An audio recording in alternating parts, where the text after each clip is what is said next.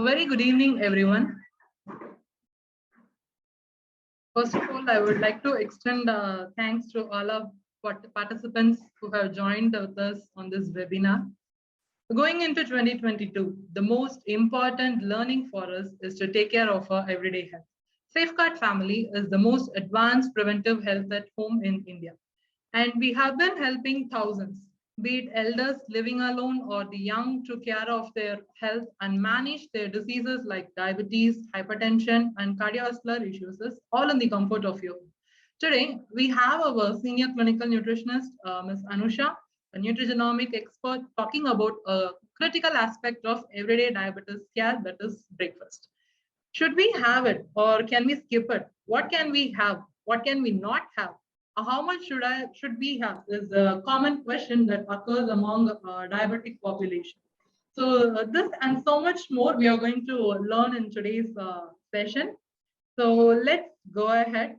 As we begin, let me remind you that this is an interactive webinar where first is a talk session by Anusha, followed by a Q&A session where you can clear all your doubts on foods for diabetes. Alternatively, please don't hesitate to type in your questions in the chat box anytime during the webinar. So over to you, Anusha, and thank you for helping us understand breakfast nutrition for diabetes. Thank you, Maria, for the kind introduction. And of course, I would like to thank you all for our participants who all joined here tonight for this webinar. I hope you find this session helpful.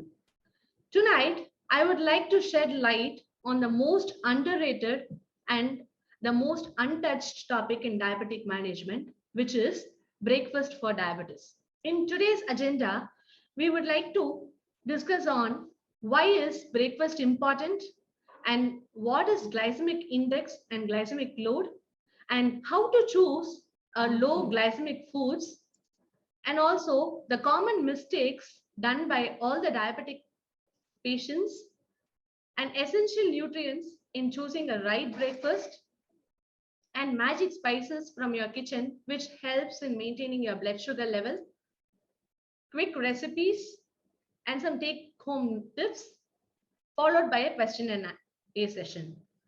In the last 20 minutes, I'll be taking in questions, so please drop in all your questions in the chat box. Will be definitely addressed in the end. Why is breakfast important? The person will be taking the last meal by 9 to 10 hours in the evening and would fast for about 10 to 12 hours before taking their first meal in the morning, which is breakfast. So while sleeping, the last meal will be like around 8 or 9 in the night. So the breakfast fasting, that is the fasting period between the sleep and the breakfast, will be more. For this reason, it's highly important to choose the food that are low glycemic index or low glycemic load, in turn does not spike the sugar level post a meal. As the quote says, break the fast with the breakfast. Let's see a quick gist about the glycemic index and the glycemic load in each food and how to choose about it wisely.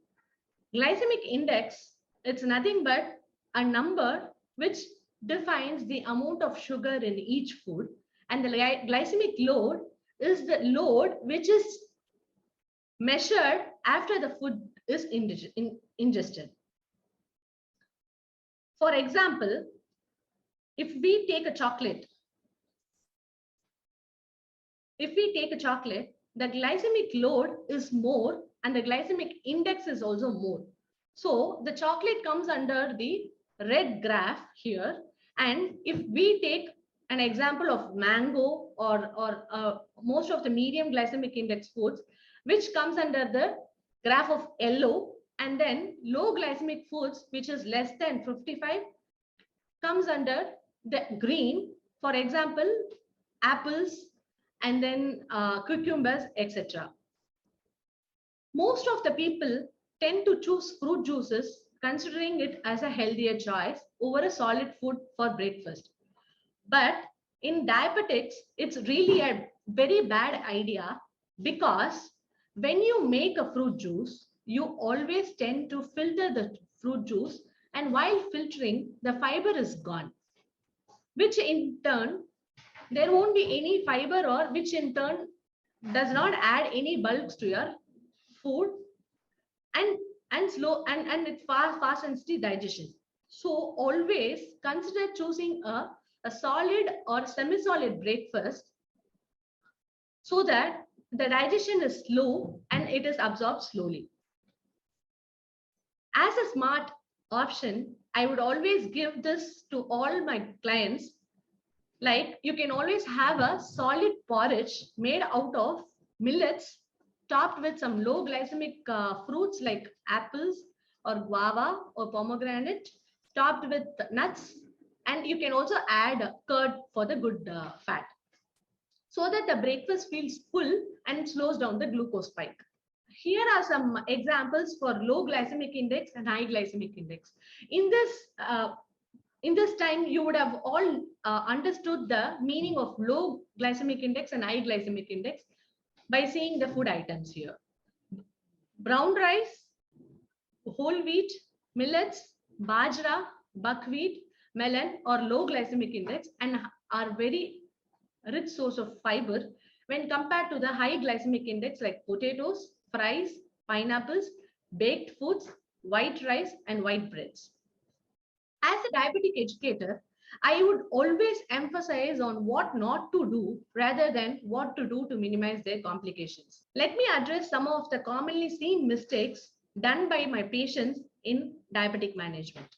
Can you guess some mistakes that are done by your parents or yourself in managing the diabetes? Any thoughts? Please drop in a message in the chat box. Most common mistakes done by diabetics are skipping breakfast. Skipping breakfast is not taken at the right time because the body does not create any of the nutrients which are absorbed by the food. By skipping breakfast, your body tends to create its own form of stored blood sugar, which streams into the blood, which results in the spike of the blood sugar in the blood. And also, when you starve, you tend to eat more when compared to the normal time, and which in turn fluctuates the blood sugar in the blood. Demonizing fat. We all say that fats are very bad for our health. But do you know what kind of fats are bad for your health? It's nothing but the saturated fats, which are present in cakes, bakery goods, sweets, chocolates, etc. But fats as such are very good when it is had in the unsaturated form. For example, almonds, coconuts, cashews, walnuts, and then fatty fishes like pomfret, vanjaram, and then sesame seeds are some good source of good fats. But when in Western countries, we always consider having avocados, hazelnut, and then again single bone fish, flax seeds, and sunflowers. Next important point is not sticking to the meal time. Like I said before, if you stick to the meal plan properly, there won't be any spike or drop in the blood sugar level. And always eat on the right time. So make sure you follow a routine pattern when you have your breakfast daily. So for example, if you are having a breakfast at 8:30, make sure you have the breakfast daily at 8:30 only, because your body tends to expect food at the right time and the same time every day. Do not leave long gaps between each meal, which in turn leads to starvation and then leads to fluctuations in blood. Too many fruits or too little fruits. When you tend to have too many fruits, that too when you don't know what fruits are right for you, it can lead to a spike in the blood sugar. And too little fruits does, like you don't tend to have enough fiber and you won't get a proper bowel movement. Poor sleep also plays a major role in fluctuation. So always try to have 7 to 8 hours of sound sleep when you have diabetes. Lastly, do not drink breakfast. You should always chew your breakfast.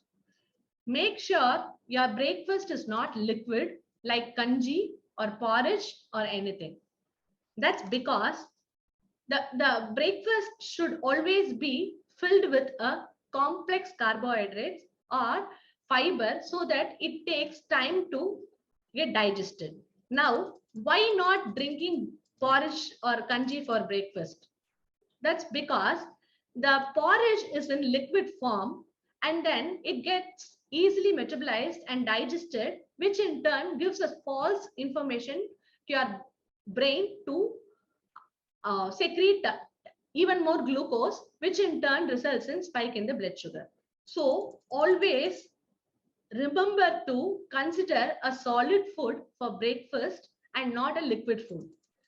I believe most of you had understood the importance of choosing a right breakfast. So, do any of you know what are the essential nutrients you need to consider in your breakfast for a better diabetic management? Complex carbohydrates or fiber. Complex carbohydrates, why? Because it is very rich in fiber and then it takes time to get digested and then it adds bulk and gives satiated feeling. Vitamin D is also helpful for your bone and to maintain blood glucose level and lipid profile level. Probiotics are very important because it acts as a good bacteria and it gives an enriched platform for a good gut microbiome for better absorption of nutrients. Proteins, as you all know that proteins are slow acting and then it delays digestion and also helps in to maintain the blood sugar level. Omega-3 or good fats, like I discussed in the earlier slide, it is very good and it protects your heart health, prostate health, and sugar health, diabetic profile. I always tell my patients to always add some kitchen ingredients which are easily available in our day-to-day life to maintain a very good diabetic profile. Some of the main ingredients that you need to always add in your food or daily diets are ginger, turmeric, cinnamon, black jeera or kalunji, fenugreek powder. You can, I always prefer adding these in garam masala form or in a rasam form. So you can always drink a rasam as an appetizer or you can drink a rasam even while having the breakfast for a better use of these ingredients. And also this magic drink which helps most of my patients to actually maintain a very good blood sugar level. You can boil all these ingredients and then drink it either after a meal or before going to a bed. Now we will move on to the healthy breakfast recipes that you can make to make sure your glycemic profile is under control. Some of the healthy breakfast ideas are ragi balls, kambu kool, moong dal pesarittu, bajra roti, khora biyam, which is foxtail khichdi. You can also make khichdi by using all the millets in a one pot cooking or a pressure cooker. Mixed millets idli, masala poha, which is made of bread poha, spicy millets pancake, karpu kavani or black rice puttu with kadala curry. Why karpu kavani? You might wonder why karpu kavani. Karpu kavani is a very good food which controls the diabetic profile and also it is rich in anthocyanin which helps in the fighting free radicals in diabetes. You can make a porridge, a thick porridge with karpu kavani and you can serve it with kadala curry or you can make kadala in the sense it's chickpeas or cowpeas curry. You can serve both together so that your breakfast will have a combination of protein and carbohydrates together, which is a complex carbohydrates basically. And brown rice, moong dal khichdi, seeds roti. See, a roti made of all the mixed seeds like sunflower, melon, flax seeds, sesame seeds, and then pumpkin seeds. And overnight soaked oats. Always try to remember to choose the oats which are high in fiber and not the commercial oats which are available in the market. So try to choose rolled oats over the simple quick oats. And eggs. Always try to have eggs in the breakfast, because for not whoever consumes eggs has a very good form of protein which helps in controlling the blood sugar. And also, as you know, protein is a slow acting nutrient and which slows down the digestion. It helps to maintain your sugar level under control. You can have the eggs in the form of burji or omelets, or you can stuff the burji inside the wheat flour and have parathas, or you can also have egg dosa or appam in your diet. Lastly, I would like to end our tonight's session with a take-home tips. Always make sure you make a millet-based breakfast using ragi, jowar, bajra or other millets in form of idli, dosa, roti or khichdi. Add a bowl of seeds mixed with your millets, or always add these seeds in your salads or in the salad form. Try to have your healthy fats with a fruit combination, like you can have pomegranate with a bowl of curd, and also you can have slices of apple with some dip as unsweetened peanut butter or almond butter. Like I said before, you can have a soaked oats made out of bajra millets flakes or any kind of high fiber flakes using seeds, nuts, and then curd together. Some of the take-home tips which I really want to tell all of our viewers today is: read the food labels. There should not be more than 5 ingredients on your food label list, and also always try to recognize the ingredients, and then if the ingredients are not if you don't know the ingredients or it is very new to you, just don't buy the product. And always look for hidden sugars, because sugars has many names like jaggery, honey, cane syrup, palm sugar, mannitol, sorbitol, etc.